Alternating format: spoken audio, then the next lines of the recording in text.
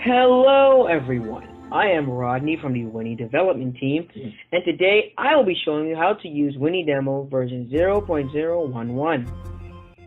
In today's video, I will be showing you differences between this version and the previous version.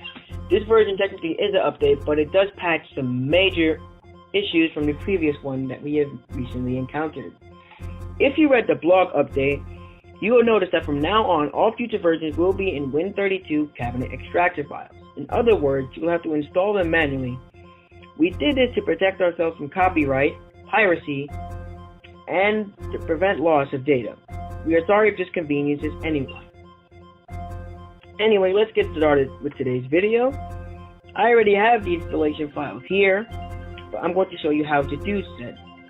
For starters, you want to create a folder and name it, say, Wini. The idea is to make sure that your file is installed somewhere and not just placed randomly on your desktop. If you want to be able to install it at any given point in time. Now I'm going to run the installation and see what it does. I'm going to type yes, then enter the place where I'd like my file to be stored. There's no need for me to install this as I already have it here, but be sure to put it in a folder with the correct name. For starters, let's take a look at some of the basic notable changes. Not many are seen within the files and where they're kept, but there are some major changes in the application itself, a lot of which I will have to show you.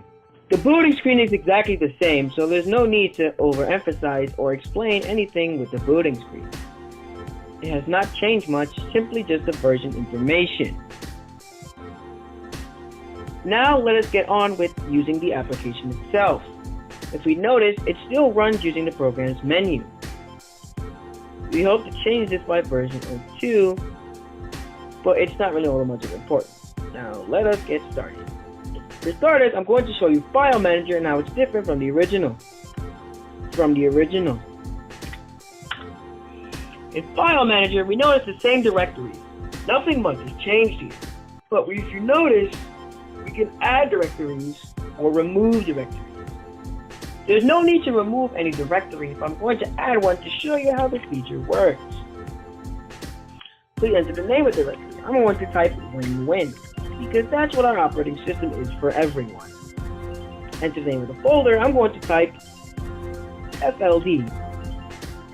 Name of the file, I'm going to type file. Now it's creating our directory and let's see what happens. Now it's mounted as drive A. It says if you mounted a drive, type its letter followed by the colon. If not, just press enter. Entering an unmounted drive will result in a crash. Seeing that I already see where my drive is, there's no need for me to reinstall it, so I'm going to just press enter. I don't have a text file, so to prevent it from crashing, I'm going to type no. Now that we are back here, let us go through some other features that this app now can do. If we were to go back up as far as possible, we would see that Hangman, Setup Info, and Wini Pattern are the only apps left to show off. I'll be showing off Hangman last, but for now let's type the basic app, Setup. Now we can see the system version is 011P being patched. There's no internet and of course Wini team. That's the only thing that changes setup info, and we still have no text files, so I'm going to bypass this. Now let's try out Hangman. I said I'd use it last, but I really want to show it off. The secret word is shape. Hangman has multiple categories which you can use to try and guess the word. Of course, if you already know how to play Hangman, there really is no need for me to explain this, but I'm going to go by the alphabet being I don't know what this word actually is.